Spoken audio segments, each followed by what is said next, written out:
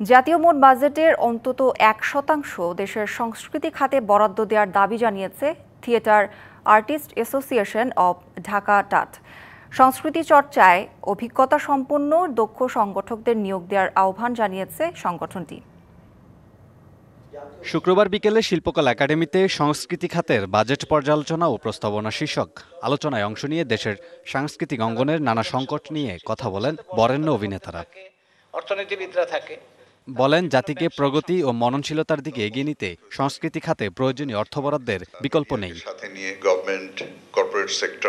বিগত বছরগুলোতে সংস্কৃতি খাতে বরাদ্দকৃত বাজেটের পরিসংখ্যান তুলে ধরে জানান, বাজেট কেবলমাত্র টাকা পয়সার হিসেব নয়, বরং এর সাথে দার্শনিক চিন্তার প্রতিফলন থাকে।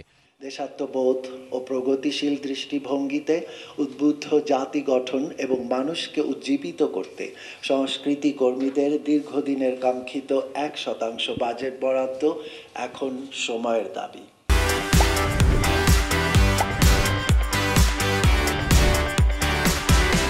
দেশের সাংস্কৃতিক অঙ্গনকে রাজনীতি ও স্বজনপ্রীতিমুক্ত করে আপন গতিতে এগিয়ে নেয়ার আহ্বান অভিনয় শিল্পীদের। ক্ষমতাসীনদের থেকে যত দূরে থাকা যায় তত সংস্কৃতির জন্য শুভ বিষয়টা হয়। আমরা ব্যবহৃত হই, ব্যবহার করার পরে যখন সেইটা সোপানে উঠে অন্য জায়গায় চলে যান, তারপরে কিন্তু আর খোঁজ খবর থাকে না। আজকের বাংলাদেশের সবচেয়ে বড় সমস্যা হচ্ছে সংস্কৃতির ক্ষেত্রে প্রতিবন্ধকতা। শাসক গোষ্ঠীর একটা অবজ্ঞা আছে। অবজ্ঞার চাইতে বড় কথা হলো নাচ গান নাটক করবে এরা, এই ধরনের একটা তুচ্ছাতি তুচ্ছ জ্ঞান তাদের মধ্যে আছে এবং রাজনীতিবিদরা জানে না যে তাদের সংস্কৃতিটা কিরকম। মানে একজন শিল্পী এইটাকে আমলারা পছন্দই করে না।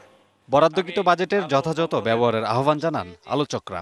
সরকার যদি টাকা দেয়, আমরা যে বাজেট বরাদ্দর কথা বলতে গেলে এটা মানুষজন অনেক সময় বলে যে তারা তো আবার একটা খবরদারি করার একটা প্রবণতা থাকে। তাইলে এখানে দুইটা প্রশ্ন, একটা হচ্ছে টাকা সরকারকে দিতে হবে, কিন্তু সরকারের খবরদারি চলবে না। কেন করবে না? কারণ সরকারের টাকা বলে কোনো টাকা নেই, এটা সর্বজনের টাকা। সংস্কৃতি খাতে বরাদ্দ ব্যয় তদারকিতে মন্ত্রণালয়কে আরো দায়িত্বশীল হওয়ার পরামর্শ দেন বক্তারা। এই যে দিয়ে দিলাম এত টাকা, এটা কামরুল হাসান, ডিবিসি নিউজ, ঢাকা।